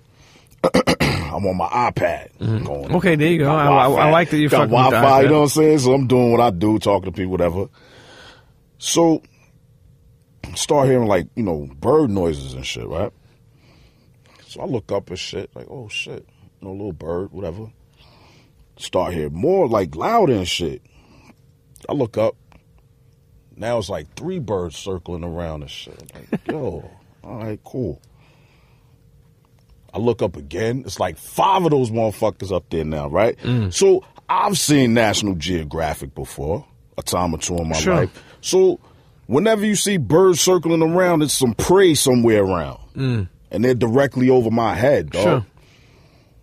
5 of them over me. I got the running, bro. I put the gas. I'm gone. I'm out. So I'm just looking at it like, did they smell me? Did I look like food to them? You know what I mean? Were they about to attack? Like, what was that about? You didn't see anything around you, right? They were direct. I'm telling you. No, I'm talking about like you didn't see anything on the floor or. The 2 buildings, right? In the compound. One house here, pool in the middle. They're circling over the pool. They're not circling over the buildings, bro. If it was something on top of the building, I would think they'd be over the building. Damn, thank God you bounced, man. You know that Cigna insurance don't work out in Africa, man.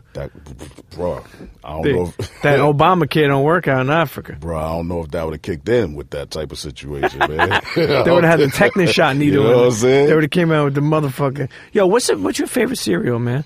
I know you mentioned over the years honeycombs, fruity pebbles. Listen, for internets, no, I always talk about cereal. I think cinnamon. A lot of internets got mad at me because I said Cinnamon Toast Crunch was overrated. That's how I feel. Yeah. I love Cookie Crisp. I love Rice Krispie Treats. I love Fruity and Cocoa Pebbles. Got you. I love. I fuck with Captain Crunch. That's me. You know. I'm a Captain Crunch dude, bro. And what about Fruity Pebbles? Fruity Pebbles, I could do that. Did you mention honeycomb? And I did. Effect? Yeah. What was the one where you said you had the Fruity Pebble lyric in it? What was that? You remember? Was that me or Dre? That might have been Dre. Yeah. I think that was Dre. But cereal is, I'm not a big breakfast guy, but I love cereal, man. Do some cereal. And I feel like Das EFX definitely had some cereal quotes. Weird quotes. Most definitely. Definitely. Well, for people who don't know, you moved into the cigar world. Correct. And started your own cigar business. Correct. Is that called Resilient Cigars? Resilience, correct. So that's, how do you spell that out? RESILIENCE. Cigars.com. Resilience, correct. Internets, make sure you go check that out. I can't wait until I come on and smoke some of them cigars. Oh, you already know, bro. I'm an amateur cigar smoker, but I'm really, really getting into it. Right. There's a couple of people that I see that I know that are really like professional cigar smokers. Right. I fuck with it. I'll be honest with you. I feel like it really gives me a chance to reflect. Right. Like when I smoke a cigar, I get a chance to really sit back and just, clear my mind. Right. I'm a person that's always spinning. Right. Running around, kids, family, projects, et cetera, et cetera, et cetera. When you get a cigar, you're able to relax. Correct. And you know what it is, too? It's not just about the cigar. A lot of times, like, what I'm really focused on is the lifestyle. Mm-hmm. You know what I mean? Like, I've done a few events already. Mm-hmm. And where are they done? Like at Smoke Lounge? Yeah. Cigar lounge. You ever think of opening up your own Smoke Lounge? At some point. Okay. Yeah. So what do the events look like? Well, I mean, what I was getting at is that, there are that layer of people that come through that don't even smoke. Mm. Just to hang out? It's just the environment. It's the lifestyle. It's about grown folk. And being a grown person doesn't mean you have to be a certain age. Sure. You know what I mean? It's just the energy. Yeah. You go through, it's a good conversation. You meet all different. I was with my Hasidic boy the other day. Blowing sticks. I put a picture on Instagram. Me, my man, my partner, Hasidic brother, and the owner of the cigar lounge, Steve. When's your next event? We're looking like Thanksgiving weekend. Okay. I'm going to keep you in tune. Yeah, I'm sure. Well, socially, too, the internet's I owe you a couple of sticks, brother. Yeah. I owe you a few. I mean, I definitely come out. I mean, I like, like I said, I like the lounges. There's a couple of dudes that I know, especially this dude, Emperor, Aaron, and King James BK. Right. Good homies, good brothers. They be on their cigar game like crazy. You know what I like about them? Every time I see them, they hit me with an official one. Okay. They hit me with all these different cigars, things I don't know. Right. So now I'm gonna tell them, check out Resilient Cigar. Yeah, I mean, for sure. Because it's for the culture, man. Mm-hmm. That's the thing too. Like, supporting people and things within the culture is what helps it progress. Of course. And what helps it move. But what made you get into cigars? Man, I have been smoking cigars for about 15, 17 years. And I had stumbled across a situation, like just talking to my cousin. And, somehow we got on the topic of cigars and I smoked. And he was sort of a smoker, but a friend of his dad had a plantation in DR. And that conversation just grew, and then grew into like, yo, why don't you just start your own? Really? And then it came to fruition. You know what I mean? That's a beautiful thing. So, I'm dealing directly with the plantation. So it's all me. It's 100%. In Dominican? Yeah. We got to take a trip down there. I need to see some of those Dominican girls. And this is the man you need to go with. Yeah. Right here.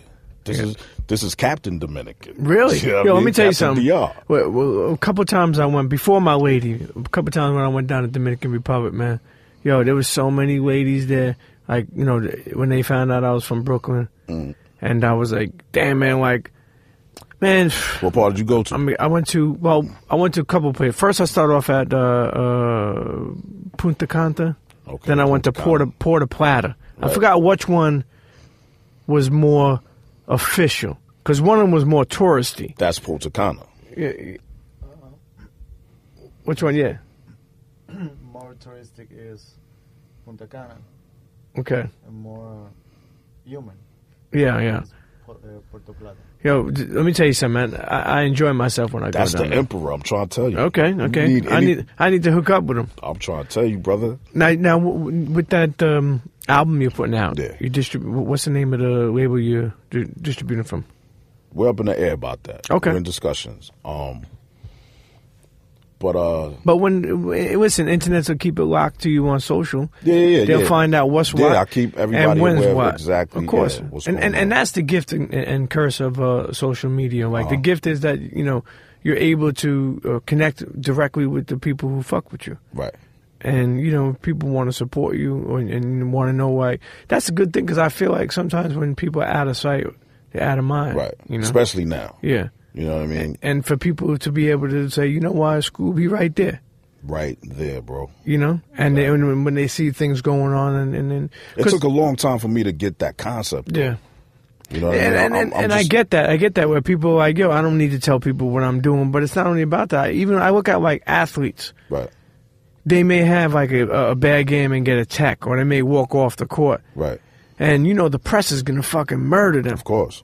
But then they could get on their Twitter and say, nah, what happened was I went to go turn left and he told me I couldn't. Right. And he could tweet that and let the people know what it really is directly. Right. He could have his own press conference, so to speak. What I mean is that's his press conference, that tweet. Of course. And that is that's huge. Yeah, that is amazing that's that he huge. could do that. And I think just being able to springboard off of everything else you do. Think about just the career of Das EFX, and then moving on to cigars, moving on. I mean, what else is next besides music, besides cigars? Property? Is there anything? Are you still living in Brooklyn? Any houses in Dominican Republic? I mean, like I'm a dude that if you see me, you see me. Yeah. You know what I mean? Do you like real estate? I love real estate, bro. Yeah. You believe in credit? I believe in debit, cash on hand. Okay. You know but you do need, and I used to think that way, and I'm still that way. I'm actually trying in the process of building my credit back up. But being a Brooklyn kid, I say this all the time. I used to carry all my money on me, whatever I had. Right. No, but you do need credit. That's a must, bro. Yeah. But it's a must. But back then, even with Das EFX, with the success, y'all were thinking of credit at that time? Nah. But, I mean, it was something that you needed. Yeah. And, of course, coming out of college, I had a little credit card here and there. You still got student loans? Nah, I'm good. Tell them to keep that shit. Well, I can't speak for everybody on that. No, but I mean, like, and then once you getting into the game, and, having to actually deal with an accountant now and really understand that. Yeah. Yeah, you need that to do this. Yeah, and that's the smartest thing. Yeah, just so you don't get in fucking trouble. Look how many people get tax problems, got to go to jail. Of course. I mean, our very own Nino Brown, right. Wesley fucking Snipes had to go away. Right. I mean, you just think it happens to so many people, so it's good. And then plus, too, you know who even like we have a lot of comedians on here, and they talk about like booking agents, and or certain lawyers, like, you got to have these things so you stay correct, and so you actually able to elevate this stuff too. Right. I mean, y'all had to get a lawyer, accountants, all that shit. Yeah. I mean, you think about this shit. A lot of this shit, when I hear some stories, a lot of people learn this shit on the fly. Certain artists. I'm pretty sure the majority. Yeah. Because, what we do, like, a lot of us come from nothing. Sure. You know what I mean? And if it's overnight, then you got to learn on the fly. Yeah. Yeah. And a lot of times you're not even thinking that way, man. A lot of us don't even have that long-term outlook. Yeah. You know what I'm saying? Like, I'm not. Yeah, like we spoke before about longevity. Yeah, exactly. People ain't thinking about 10 years from now. Right. I tell you, it's like, even like last episode, Internets, if you didn't check out last episode, we had Bobby Valentino on. Mm-hmm. And in that episode, it's funny, when my man Anthony Clark from the Fourth Quarter Life podcast, he was like, yo, you were Financial Pete in the beginning of that episode, because I was putting people on to like learning how to save. Right. Something I'm starting to do even at an older age. Right. It's hard to save. Right. For people who are making, a certain amount of money, it's hard to save. But I was telling them to have certain things that they do. And I was really happy about the amount of people who hit me up, because I was speaking about there's this app called Acorn. Okay. And so I guess maybe, I don't know if I explained it before in the last episode or what it was, but it's an app. And that shit, let me tell you something. You link it to your debit card, and whatever you buy, like say if you buy something for like $32.10, right, it rounds it off, and 90 cents goes into your Acorn account. Really? So when you start buying shit and all that change, it goes into that. My lady, we started doing that shit. Next thing you know, she had like $600 in there. Nah, what? And you don't even think of it. Right. It's just happening. Because when they round off it's amazing how it happens, but they round off your change. Wow. So whatever you spend, you ain't keeping the change. And I'd rather live the even Steven life too anyway. Because you think about it too, most of the time when I get change in real life, I just put that in my ashtray. Right. In my car. Right. I don't really use change anymore except for a meter. Got you. I don't like carrying. I used to say I don't like carrying change on me because it weighed me down. Right. But it's just ways to save, and like you train the mind. Like you don't even think that way until you actually start doing it. Like, whoa, and see a result. Yeah. Yeah, it makes sense though. No, I mean just thinking of ways to like even even me, like I met a girl at a later age who, this was the only girl I ever met who had a head on her shoulders, good credit, had her own house, you know, and at a later age is crazy to say, always being a kid who wanted to be cash only type of kid. Right. I learned that like, you know, you need this type of shit, like, to be able to get some credit, of course. To be able, so, you know, I mean, and at the end of the day, I think people want to learn the information. I think even people like Das EFX, you think about the shit that y'all went through, regardless if people are music, you know, involved in the music industry or not, they could learn something from like what y'all went through. Of course. Lawyers or this or that, you know. Each one teach one. Yeah, sure. No. Any regrets? No regrets. Would I've probably done a few things differently? Yeah. Could like, name one if you think of? As a youngin', I probably would have paid more attention business-wise as opposed to just being one-faceted, being an artist. Yeah. I was just focusing on being the best dude with that pen. Yeah. You know? And there were some things that people told me, gave me a couple of jewels, but, you know, I'm like, you don't know what you're talking about, this, that, and the third. And, you know, that was the young me talking. So it took, you know, a couple of bruises to figure that out. Yeah. But, yeah, no regrets, though. Yeah. Hey, listen, a life that you could live a life with no regrets, and, you know, that's a beautiful thing. Yeah. Because, you know, in this day and age, sometimes I think we overthink too much shit. Right. You know, right, no question. And you know, that's why I say without being Preacher Pete, yo, people start naming the fuck out of me on the show. All types of names. Yeah, Preacher Pete. No, without being Preacher Pete, you know, you want to be the best you could be every day. You know, whatever you could do to your family, your kids, you know, your life. But you know, sometimes the little things to be thankful for. Like you were saying before, like, you know, try not to stare at a disabled person. Right. When I said I make the sign of cross, it's because I'm like, I'm sending a blessing their way, but I'm also thanking God for the ability to do what I do. Right. And so a lot of times we take that for granted. Yeah. You know what I mean? Just to be able to walk from here to the corner store. Yeah. You know what I mean? And have a couple dollars in your pocket. Yeah, most definitely. That? So listen, Das EFX is going back on tour, 25th anniversary. When the fuck is this coming? Well, I mean, we're y'all finishing... both got to come back when you do the 25th anniversary. No doubt. Well, we're finishing up the year nicely. We got a bunch of gigs coming up before the end of the year. Overseas? Nah. Well, actually, one run is out in Chile. Where's it? Anything close? The closest would be Hartford. Okay. Which is November 11th. Yeah. Okay. And where can they find? And that's a big show. Actually, that's a Masters of Ceremony show. Oh, okay, okay. Ice-T, Rakim, Big Daddy Kane, Mobb Deep. It's a bunch of people, man. I may have to come to that. Yeah, come through, man. We going up there deep. It's going to be like 20 of us up there. Yeah, I may have to hit. We're going to have like one wing of the hotel. Okay. Shit. It's on. They want EFX. Yeah. We going. And then, so the 25th anniversary, y'all gonna go on tour for a minute. Yeah. We're working on that. Should be some new music. Yeah, y'all should be able to tour for probably, I would say, almost the rest of your life, man. So, bro. No. I mean, God willing. Why can't hip hop do that? We can. I'm just saying we're getting up there, man. I know. Like, I gotta, you know what I'm saying? Gotta get that breath control. I ain't 22 no more, you baby. Better hit that fucking gym. Me and Sanchez was just talking about that earlier. Like, we gonna go hard in the gym, man. Are you trying to stay healthy? Yeah, of course. Juicing? I'm not juicing, but I cook the majority of my meals. I try to. Yeah. You know what I mean? So that way, you know what it is. Yeah, I try to stay away from fried. Try to do the grilled thing, you know, salads. Yeah. You know, I don't eat red meat. I don't know if that stands for anything. Yeah.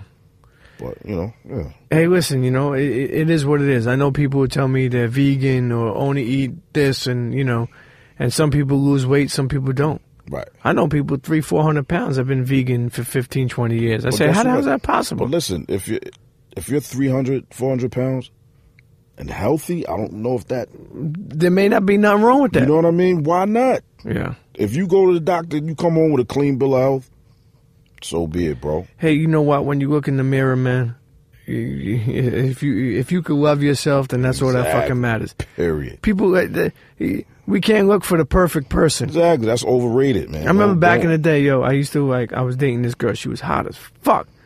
But when she took off her clothes, she had like this mad scar on the side of her ass. And I was like, what the fuck? And it kind of turned me off for a minute. But I was like, yo, the girl was so sweet and such a good girl. And she gave good head. So I was like, yo, you know what? Think she's listening? No. She ain't listening. I haven't seen her in 15, 20 years. But yeah, fuck. I thought someone dragged her on the floor with that type of scar. But you know, I said to myself, like, we judge the body so much. Right. As I got older, I learned to love people more with the flaws and all. Right. You know, not only just love sense, like just like accepting people, you know. But you know what, though? I know some, and I'm pretty sure you do, too. I know some cats that like them 250 and better, man. Yeah. I mean, when I drink like a lot of red wine, I don't care how big they are. I tell you, I don't give a fuck. Yo, if I'm drinking, go grab like 3 bottles of red wine, and we're gonna take this man. No, I've done it.